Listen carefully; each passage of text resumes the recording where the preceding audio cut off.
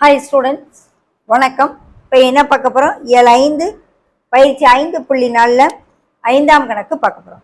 என்ன கொடுத்துருக்கோம்? ஏ 6,3 மற்றும் பி -1, -4 ஆகிய புள்ளிகளை இணைக்கும் கோட்டு துண்டானது. இப்போ ஏங்கிற ஒரு புள்ளி இங்கே இருக்குன்னு எடுத்துக்கிடுவோம், பிங்கிற ஒரு புள்ளி இங்கே இருக்குன்னு எடுத்துக்கிடுவோம். இந்த ஏங்கிற புள்ளி என்ன கொடுத்துருக்காங்க? 6,3ன்னு கொடுத்துருக்காங்க. பிங்கிற புள்ளி -1, -4ன்னு கொடுத்துருக்காங்க. இந்த கோட்டு துண்டுகளை இணைக்கும் ஏபி என்ற புள்ளிகளை இணைக்கும் கோட்டு துண்டின் நீளத்தில் பாதி அளவினை இரு முனைகளிலும் இணைத்து இரு மடங்காக ஆக்கப்படுகிறது. இப்போ சப்போஸ் இந்த ஏபியோடைய லென்த்து ஒரு 10 சென்டிமீட்டர் அப்படின்னு வச்சுக்கிட்டோம்னா அதில் பாதி என்னன்னு பார்த்தோம் 5 அப்படின்னு. அப்போ 5 வர்ற மாதிரி இந்த பியிலேருந்து இன்னொரு புள்ளி இங்கே மார்க் பண்ணுறாங்க, அதை நம்ம சின்னு வச்சுக்கிடுவோம். அதே போல் இங்கிட்டு ஒரு புள்ளி டிங்கிறத மார்க் பண்ணிக்குவோம். இங்கிட்டு 5 இருக்க மாதிரி, அதாவது ஏபி 10 இருந்துச்சுன்னா ஏபியினுடைய பாதி எடுத்து இந்த பக்கமும் ஃபிட் பண்ணும் பொழுது இங்கிட்டு ஒரு 5 இங்கிட்டு ஒரு 5 ஃபிட் பண்ணும் பொழுது என்ன ஆயிரும்? மொத்தம் நீளம் 2 மடங்கு ஆயிரும், 20ன்னு ஆயிரும். ஓகே, ஏன்னா ஆல்ரெடி 10 இருக்கு, இங்கிட்டு ஒரு 5 இங்கிட்டு ஒரு 5 ஜாயின் பண்ணுறேன் நீளத்தில், அப்போ 2 மடங்கு ஆயிடுது. அப்படின்னா அந்த புள்ளிகளினுடைய புதிய முனைகளின் ஆயத்தொலைவை காண்கன்னு சொல்றாங்க. ஓகே, ஏங்கிற புள்ளி 6,3, பிங்கிற புள்ளி -1, -4 இந்த 2 புள்ளியை இணைக்கும் கோட்டு துண்டு ஏபியின் நீளத்தில் பாதி அளவை எடுக்கிறாங்க. அப்ப இந்த ஏபியுடைய நீளத்துல பாதி என்னன்னு பார்த்துக்கணும். அந்த பாதி அளவுக்கு இங்கிட்டு இருந்து ஒரு புள்ளிய நீளத்தை இணைக்கிறாங்க, இங்கிட்டு ஒரு நீளத்தை இணைக்கிறாங்க. அப்ப இந்த புள்ளிகள் என்னவா இருக்கும்?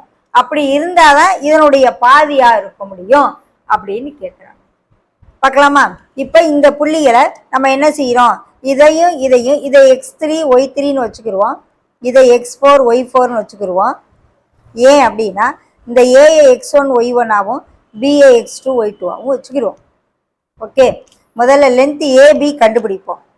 ஏபி = √, ஏ என்னது 6,3, பி என்னது -1, -4 என்னன்னு வச்சுக்கிறோம், x1 y1 x2 y2ன்னு வைக்கிறோம். ஓகே, இப்போ AB √, formula x2 - x1 the whole square plus y2 - y1 the whole square. Okay, distance formula use பண்ணி செய்வோம். சப்ஸ்டியூட் பண்ணுறோம். என்ன ஆகும்? -7 the whole square plus -7 the whole square. அப்போ 7 square 7 square 49 + 49, 2 49 இருக்கு. So ஒரு 49 ரூட்டை விட்டு வெளியெடுத்தோம்னா 7 ரூட் 49 + 49 98 வரும். 98 249 எழுதலாம். 2 49, ஒரு 49 ரூட்டை விட்டு வெளியெடுத்தா 2 மட்டும் உள்ள. ஓகே, இப்போ 7 ரூட்டுன்னு வரும். இந்த ஏபியை போல பாதி அளவு வேணும், ½ ஏபி எனக்கு வேணும். ½ ஏபி எவ்வளவு ஆகும்? 7√2/2ன்னு வரும்.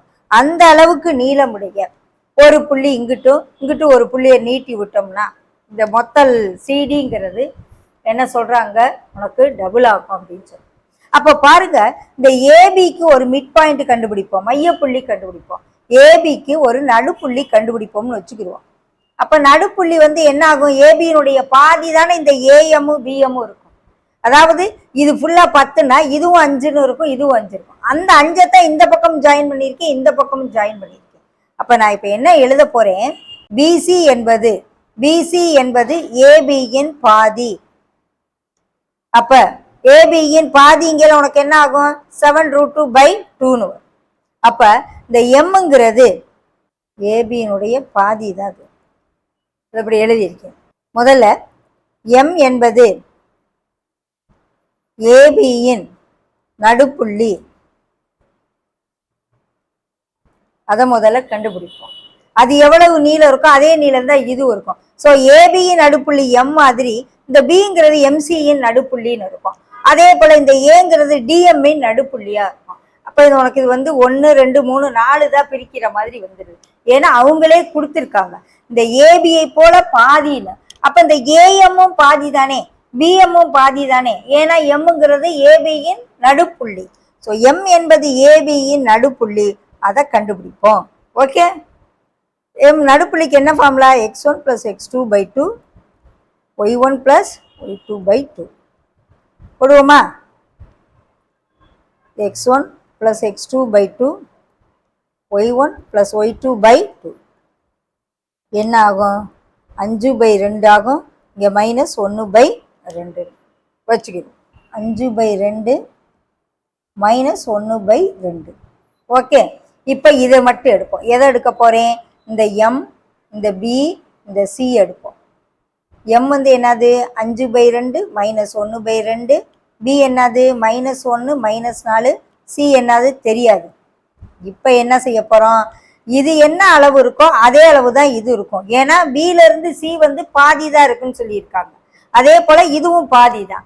ஸோ எம்பி = ஆர் பிஎம் = பிசினால இந்த பி ஆனது எம்சியின் மையப்புள்ளி, எம்சியின் மையப்புள்ளி, நடுப்புள்ளி.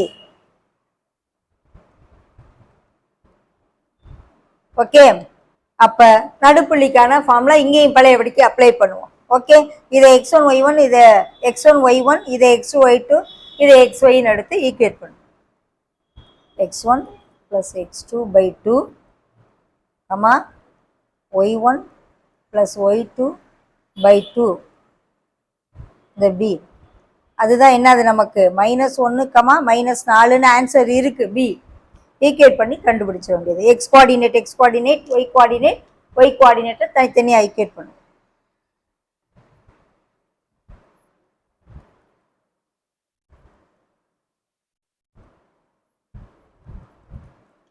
இங்கிட்டு கொண்டு போனோம்னா 5/2 + x3 = -2ன்னு வரும். So x3 = -2 -5/2. எல்சிஎம் எடுத்து சுருக்குவோம். அதே போல் இங்கிட்டு y3 = -8 + 1/2.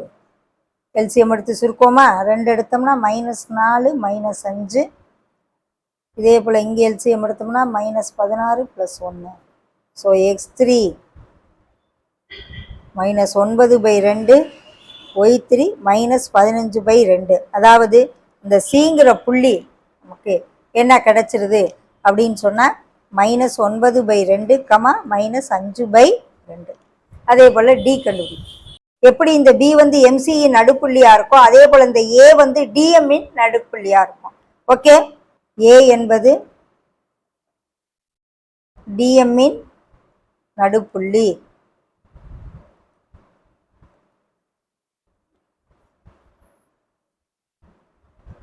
டி எம் இங்கே ஏ. எம் இப்போ கண்டுபிடிச்சிருக்கோம். 5/2 -1/2. டி வந்து x4 y4, ஏ வந்து 6 3. ஏ வந்து 6,3, எம் வந்து 5/2 -1/2. டி வந்து என்னது? x4 y4ன்னு வச்சுருக்கோம். ஓகே, கண்டுபிடி. ஏ என்பது டிஎம்மின் நடுப்புள்ளி. இப்போ நடுப்புள்ளிக்கான சூத்திரத்தை எழுதுவோம்.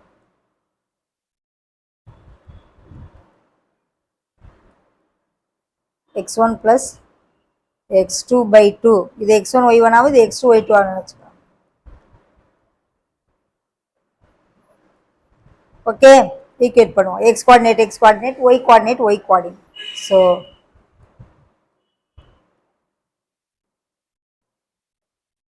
y கோஆர்டினேட் தனியாடு. இது வந்துச்சுன்னா 6 ஆகும். y4 மட்டும் வச்சுக்கோ. -1/2 இருந்துச்சுன்னா +1/2. அதே போல் இங்கே 12 -5/2 வரும். எல்சிஎம் எடுத்தால் 24 -5/2, 12 + 1/2. So x4 = 19/2, y4 = 13/2. ஸோ புள்ளிகள் இந்த டிங்கிற புள்ளி 19/2, 13/2. சிங்கிற புள்ளி என்ன கிடச்சிருக்கு? x3 y3 -9/2 -15/2. இந்த ரெண்டு புள்ளிகள்னா அந்த ஏபியினுடைய நீளத்தை போல பாதியை எடுத்து இந்த பக்கமும் ஜாயின் பண்ணியிருக்க அந்த புள்ளிகள் அப்படின்னு ஆன்சர். ஓகே.